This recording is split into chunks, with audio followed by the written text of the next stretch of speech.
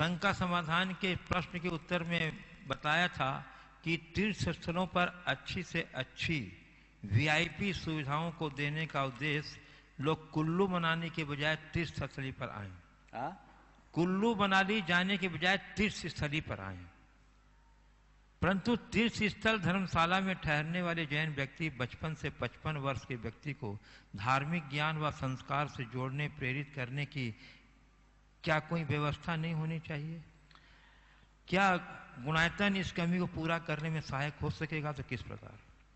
मुझे लगता है आपने प्रश्न का उत्तर सुना पर शायद अधूरा सुना।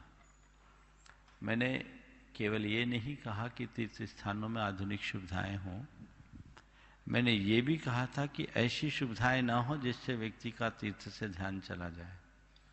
मैंने ये भी कहा था कि जिस वन क्षेत्र में, मंदिर में, धर्मशाला में आपके कमरे बन रहे हो, उसमें टीवी लगाई जा रहे हैं, तो आप उसमें दान दे रहे हो तो पाप कमा रहे हो, क्योंकि वहां आकर के व्यक्ति धर्म नहीं करेगा, पाप करेगा।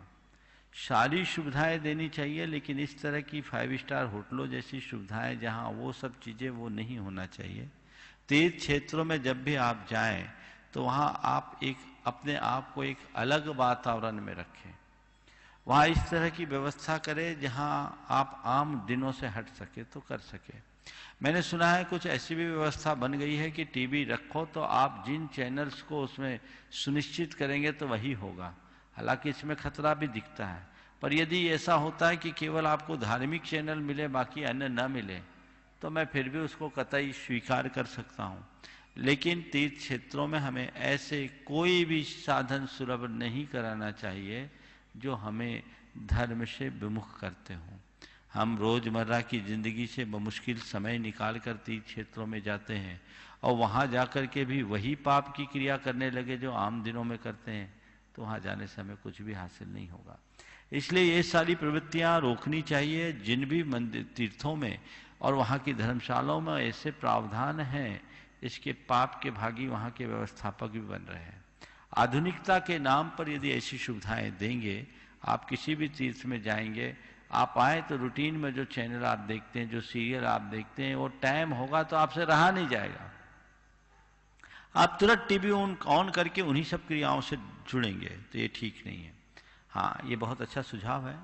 कुछ ऐसे कार्यक्रम वहां होने चाहिए जिससे लोगों को ज्ञान बढ़े, और ये प्रयास निरंतर होना चाहिए, सब क्षेत्रों में होना चाहिए। आपने गुणायतन के संदर्भ में कहा, गुणायतन की संरचना इसलिए, गुणायतन एक ज्ञान मंदिर है जो हर व्यक्ति को आत्मा से परमात्मा तक की संपूर्ण जीवन यात्रा की जीवंत झांकी दिखाएगा, जहां जाकर व्यक्ति पोथियों की बातों को पलों में पहचान सकेंगे, समझ सकेंगे।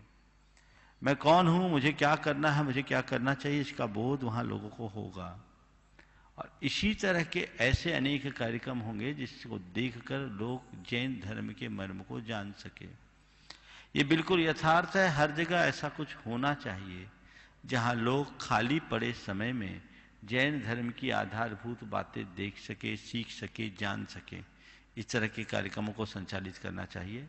सभी तीर्थ क्षेत्रों के प्रबंधकों, वहां के व्यवस्थापकों और उसके लिए दान देने वाले दानदाताओं से मेरा ये जरूर कहना है कि हमें समय के अनुरूप अपने आप को बदलना होगा। अपनी मौलिकता को सुरक्षित रखते हुए कुछ ऐसे ठोस कार्यक्रम संचालित करने होंगे जो आने वाली पीढ़ी को सही दिशा दे सके।